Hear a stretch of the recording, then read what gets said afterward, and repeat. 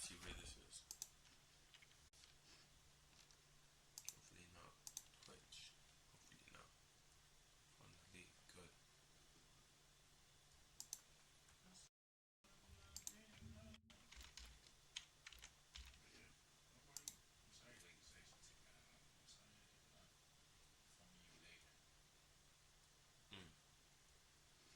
Let's see.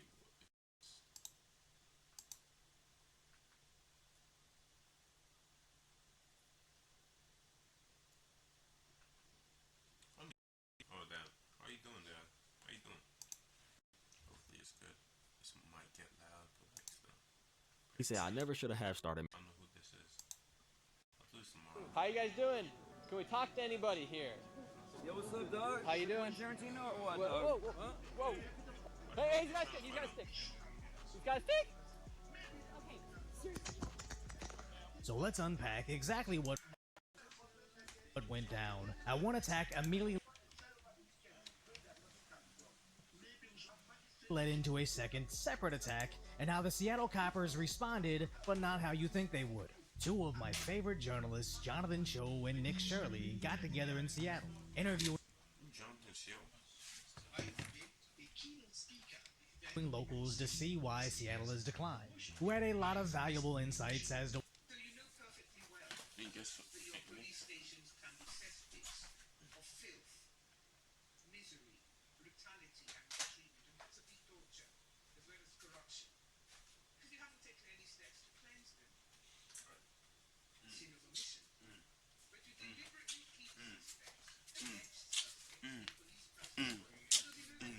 He got beat up by a bigger. I don't even know the way. I don't know what to even do. Don't even shut. I'm black and I suck at rapping, bro. I'm not even trying to rap, see? Oh shit. I need to get better. what's ailing the city, which most people had no problem having Where the hell are they? Crackhead City? Is LA? conversations with them. But like clockwork, whenever we covered Cho's show, he always Dodging axes. eventually runs into at least one random angry transient. And the scary part about it is it's never over anything in particular. They're just irrational, impulsive people. They just don't like being filmed. That's probably why. They do it because like they don't like being filmed. If they getting filmed, and they're basically getting exposed for doing whatever they're doing. I mean, that's probably why. That suddenly see a well-off outsider like Cho and perceive him as a softer target than the other unpredictable transients in the area, as these street journalists always need to be listening to everything going on around them. That's why it's great we have the sponsor for today's video. Makes them perfect. Then I can easily to make Christmas wide. That's violent incidents and crimes. The nickname is McStabbies. We're at McStabbies right now. But then they were randomly attacked. Let's yeah. How you guys doing? Can we talk to anybody here? Nope. They said don't record him. Here, just keep it on me right now, so people don't get upset. Yo, what's up, dog? How you doing? Tarantino or what, Whoa, dog? whoa, whoa, Huh? whoa. Got the block, mother. I'm getting out. Holy frick. Wow. All right. Well, wow. That. Does he have a weapon on it? Hey, he's got a stick. He's got a stick. He's got a stick. He's got a stick. Holy cow. We just got attacked. Bro, this is crazy, man. This is how do you run a business? That's why a coalition of business owners, mom and pop business owners, are in the process of class action litigation against the city of Seattle. They're trying to run a business, and then you have this madness. The what? I don't know. Could be in the room. How are you doing, sir?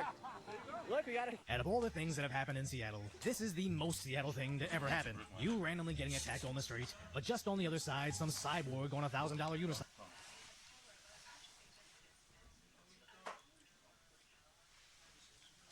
Cycle shows up, as Seattle is like living a scene out of Elysium, where one side lives in abject poverty, while the other side George Jetsons right past the danger. Guy came here and was trying to stab him with a fucking stick.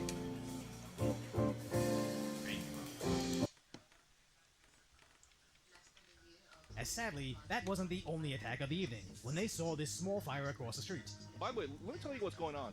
This open lot, there used to be a Vietnamese grocery store here called Viet Hoa.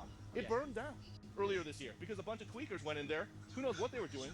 And it all starts just like this. A tiny fire like that, unattended, somebody passes out, and boom, it goes up in flames. Is this normal night here in Seattle? Fire on the side of the building? Hey, sure. Oh.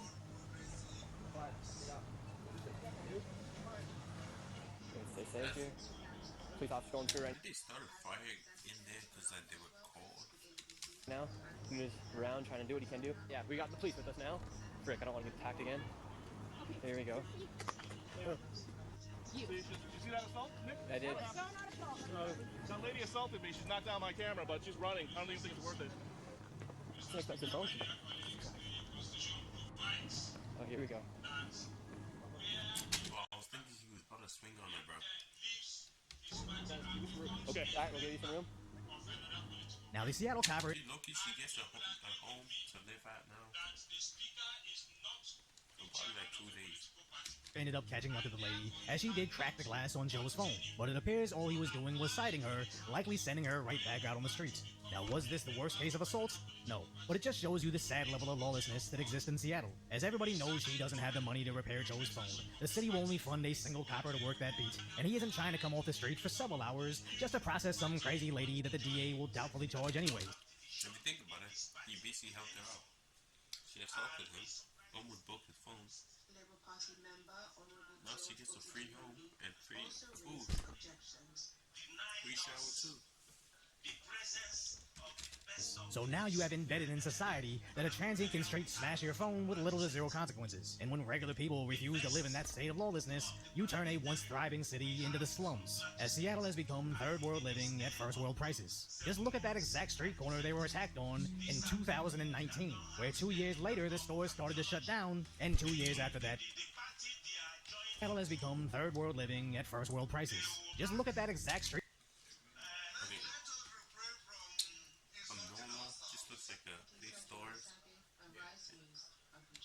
Corner they were attacked on in 2019, where 2 years later, boom, graffiti everywhere, on the wall and everything.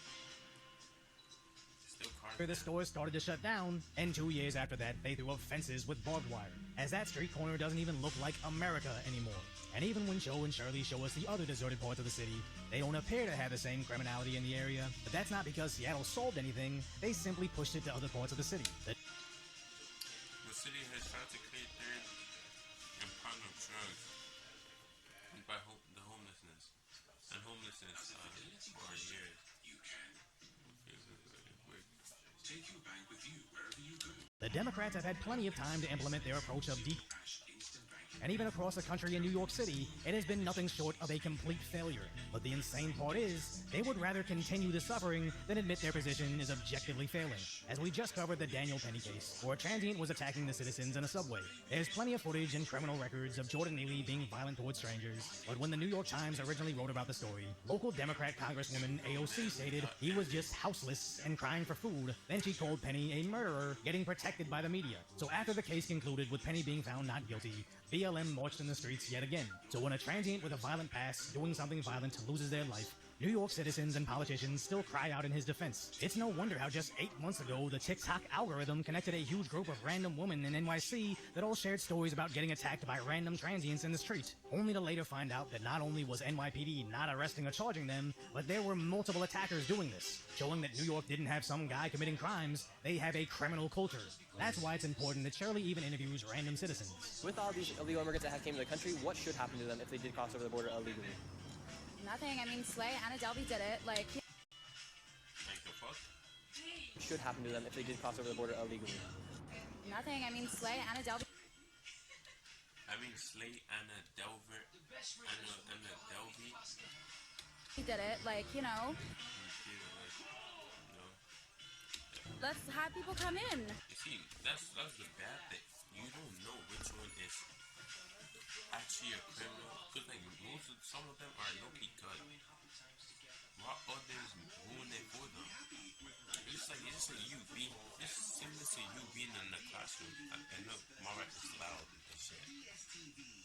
What I'm saying this. It's just kind of like you being in the classroom and your teacher is literally telling you you can't go to the washroom because one guy in the washroom, three guys in the washroom, three guys left the class to go to the washroom and never came back. And it's ruined it for the whole class. So all the people can't use the washroom no more. They take your washroom privileges. That's basically similar to it. Those guys are ruining it for all the other migrants. And it's not even good. Like, think about it. You came to the country to better yourself, better your family. Your wife is pregnant and shit. Nothing. Guys is just assaulting random people on the road. We're doing nothing. Like, you're not gonna feel happy about it. Think about it.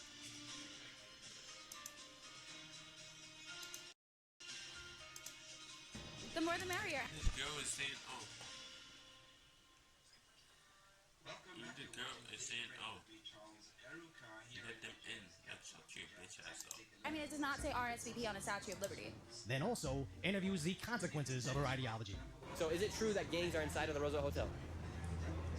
¿Es la verdad que bandilleros están adentro? I don't speak in English, bro. Oh, ¿es la verdad que bandilleros viven adentro de los Roosevelt? Or no? Ah, okay. I was looking at him. Bro knows Spanish and or whatever language that is. And bro looked at him so weirdly. What the fuck do you know how to speak my language? Okay. As listening to CNN and AOC likely create that naive pink princess mentality, but unless she gets first-hand experience with victimhood, the only way that she can discover that real life isn't a Disney movie is through journalists like Nick Shirley and Jonathan Cho. So check them out if you haven't already. And if you appreciate